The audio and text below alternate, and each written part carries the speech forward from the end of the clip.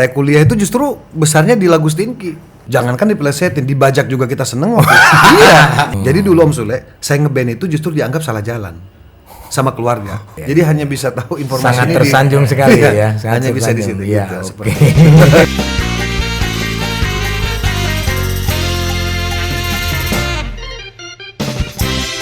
Hiji, dua, tilu, der.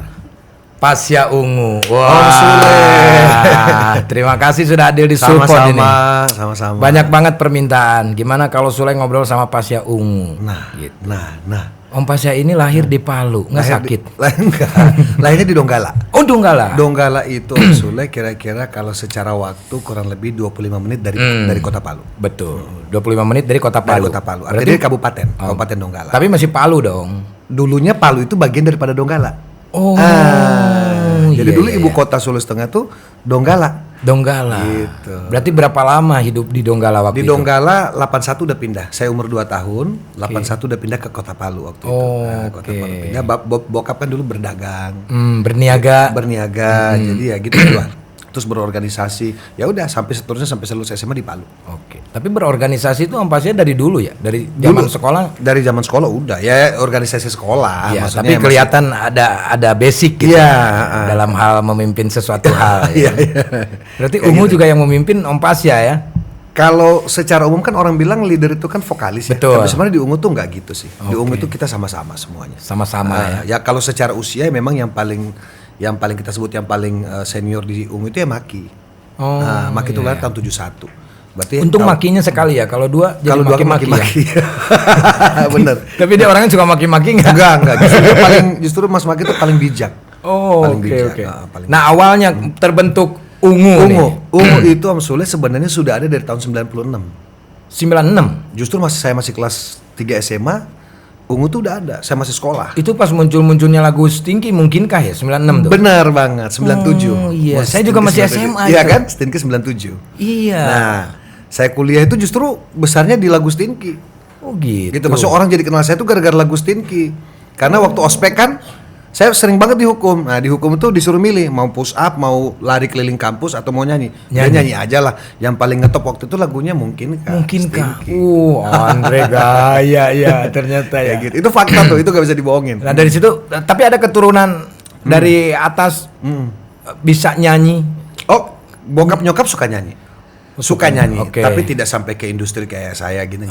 Seneng aja nyanyi. Jadi bokap itu untuk di Palu ya Om Sule, dia tuh sudah terkenal sebagai organisatoris, terkenal sebagai seniman, terkenal sebagai olahragawan golfer juga beliau.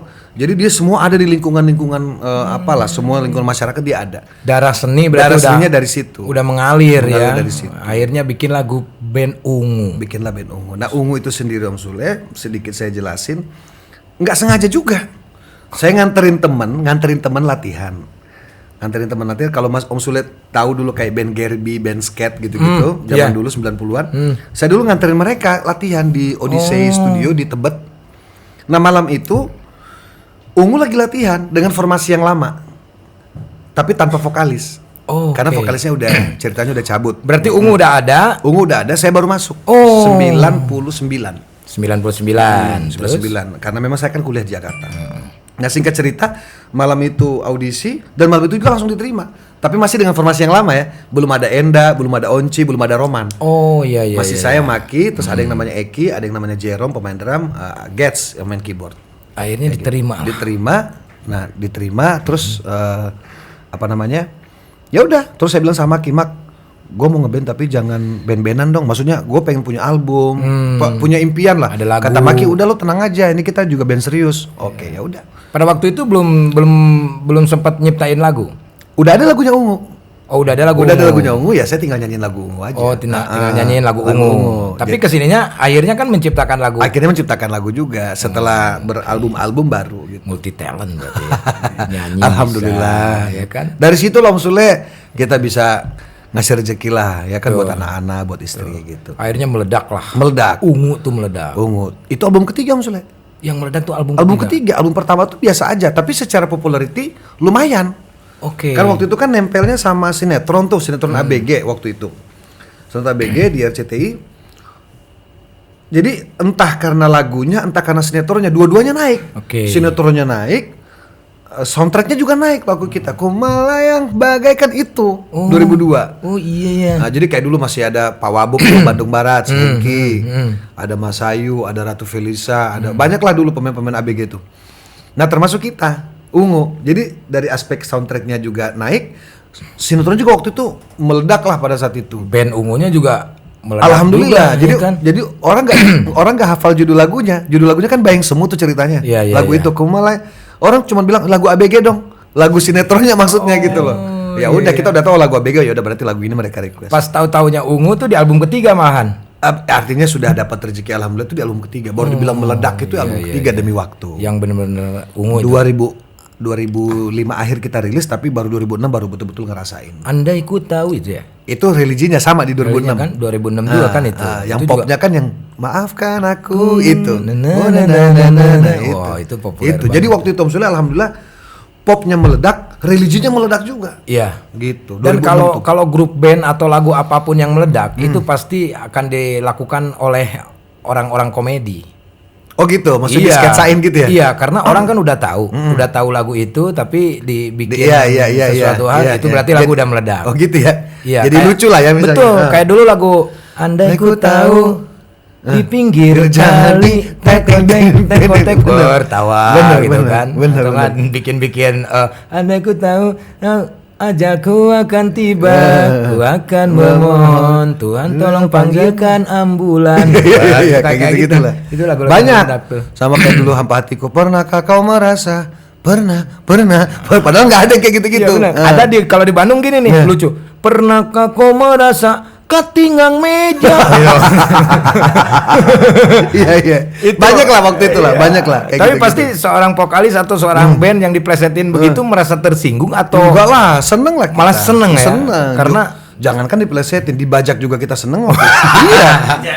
Karena ternyata Om Sule, alat ukur band itu ngetop apa enggak, lu dibajak apa enggak? bajakannya laku, Kalau bajakannya aja laku, berarti itunya juga udah alhamdulillah pasti terkenal ya. terkenal. Jadi kita dulu malah, ini Om Sule saya cerita sedikit ya. Kita malah, saya tuh kadang-kadang suka kelapak tuh, lapak-lapak bajakan tuh suka pura-pura melipir pengen tahu ada CD kita nggak di situ dibajak, ada lagu kita nggak diputar kayak gitu, sampai kayak gitu loh. Tapi hati gimana? Ada seneng, ada duka, ada lara atau gimana? Waktu itu nggak kepikiran rugi atau apa, Tapi kita seneng. seneng aja. Lagu kita diputar di lapak, yang denger kan banyak.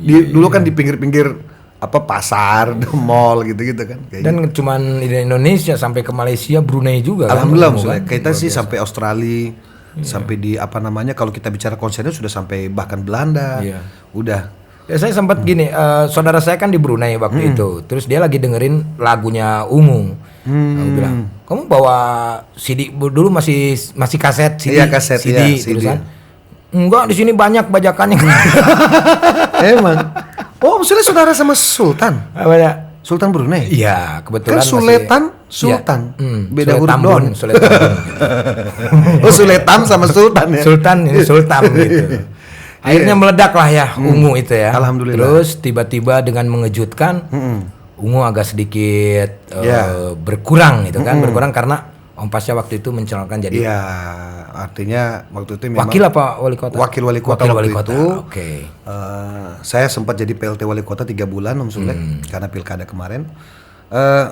Persoalan politik memang sesuatu yang tidak saya rencanakan. Oke. Om Sule. Walaupun keluarga saya sebenarnya keluarga politisi juga. Oh. Jadi dulu Om Sule, saya ngeband itu justru dianggap salah jalan sama keluarga. Karena bapak saya tadi organisatoris, dia seniman aja, nggak kepikiran bahwa oh pasti akan jadi artis, nggak kepikiran. Jadi waktu saya ngeband dulu tuh, mungkin orang tua berpikir ini anak apa iya, bener gak sih? Nggak, mimpi lah dari Donggala, ini istilahnya dari kota antah berantah, ya kan orang bahkan hampir nggak tahu apa itu Donggala di mana, kota Palu dan lain sebagainya. Tiba-tiba ada nama Pasya, nama aslinya Sigit Purnomo, jadi artis, boleh dikatakan apa salah satu vokalis terbaik di Indonesia, kok bisa katanya gitu pada saat itu. Nah, saya dulu dianggap salah jalan. Apa iya ini anak gua kayak gitu? Tidak sesuai harapan orang Tidak tua. siapa? Nah, ini ada korelasinya dengan saya bilang tadi politik. Begitu saya kembali ke politik, masyarakat yang tahu saya Pasya Ungu menganggap ini Pasya ngapain berpolitik. Padahal keluarga saya sudah keluarga politisi. Bahkan adik kakak saya sudah jadi anggota DPR sebelum saya jadi wakil wali kota. Betul. Gitu. Berarti ada kesinambungannya ya. Ada korelasinya. Korelasinya. Ada korelasinya, ada hubungannya. turunan darahnya politiknya politiknya udah ada dari keluarga. Bapak saya itu pemegang mandat partai. Setiap partai baru yang masuk ke Kota Palu pasti itu bapak saya pemegang mandat. Cocok berarti kalau jadi wakil wali kota cocok. Udah ada darahnya. Alhamdulillah. Kemarin udah beres Om Sule. Ya. Paripurna 5 tahun kita jalanin. Udah, alhamdulillah ya. Alhamdulillah. Tidak ada satu hal apapun. Insya Allah mudah-mudahan Luar tidak biasa. ada yang tersisa yang kurang baik gitu. Betul, amin. Nah, kedepannya apakah akan kembali lagi ke Pasya Ungu atau Ya hari ini saya tetap Pasya Ungu dari tetap ya. Di Wawali pun saya tetap Pasya Ungu, cuman memang intensitas kerja kita tidak seperti dulu lagi. Kebetulan juga ada pandemi, ya kan, nggak bisa manggung lah sih. Ya udah, akhirnya kita sifatnya lebih lebih administratif aja kerja-kerjanya gitu kan. Terus lebih banyak online, lebih banyak digital gitu. Betul. Tapi Ungu tuh tetap jalan ya. Ungu jalan. Ada maksudnya pembuatan lagi single-single atau album. Om Sule, saya ini pertama kali saya ngomong di podcast bahwa Ungu akan keluar album 8 lagu. Di antara 8 lagu itu akan ada satu single religi. Di situ kita akan berduet dengan Neng Lesti Kejora. Wow. Judul lagunya itu Bismillah Cinta.